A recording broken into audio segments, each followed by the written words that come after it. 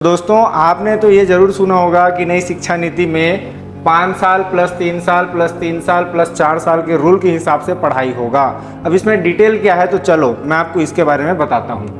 पहले का जो 5 साल है ये बच्चों के लिए है और बच्चे का एडमिशन कब करना है तो लगभग 3 से 3.5 साल तक ये बच्चा एडमिशन लेगा इस 5 साल के अंदर।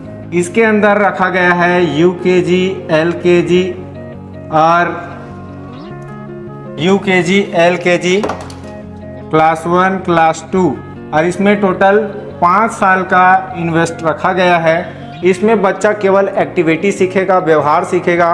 इसमें बच्चे को पढ़ाई लिखाई के लिए परेशान नहीं करना है, बच्चे को खाली इसमें व्यवहार, पढ़ाई लिखाई और एक्टिविटी ही सिखाना है।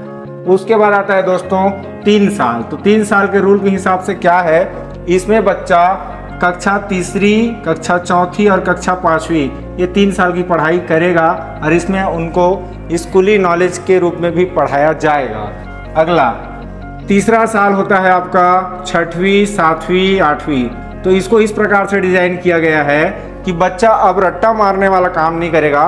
बच्चा अब समझ के अपने हिसाब से, जैसे कोडिंग, प्रोग्रामिंग, मैं कंप्यूटर शिक्षक हूं तो उसके हिसाब से बता रहा हूं, यहीं से प्रैक्टिकल में ज़्यादा फोकस कराया जाएगा। ऐसा गवर्नमेंट का उद्देश्य है। अगला होता है दोस्तों 4 साल का। तो 4 साल में आता है आपका 9वीं, 10वीं, 11वीं और 12वीं। पहले हम लोग जो 9वीं, 10वीं, 11वीं, 12वीं पढ़ते थे तो 9वीं, 10वीं का तो सेम पैटर्न है जैसा आप जानते हैं, लेकिन इस 4 साल का मतलब यही है 9वीं, 10वीं, 11वीं, 12वीं। समझ में आ गया? एक बार दोबारा रिपीट देखें। ये 5 साल फाउंडेशन कोर्स है, इसमें बच्चा 3.5 साल से एडमिशन होगा और 11 साल तक इसको कंप्लीट करना होगा। पहला जो 5 साल का कोर्स है इसको बोलेंगे फाउंडेशन कोर्स। इसमें बच्चा केवल व्यवहार, एक्टिविटी और नॉर्मली नॉलेज ही सीखेगा, इसे पढ़ने में कोई प्रेशर नहीं होगा।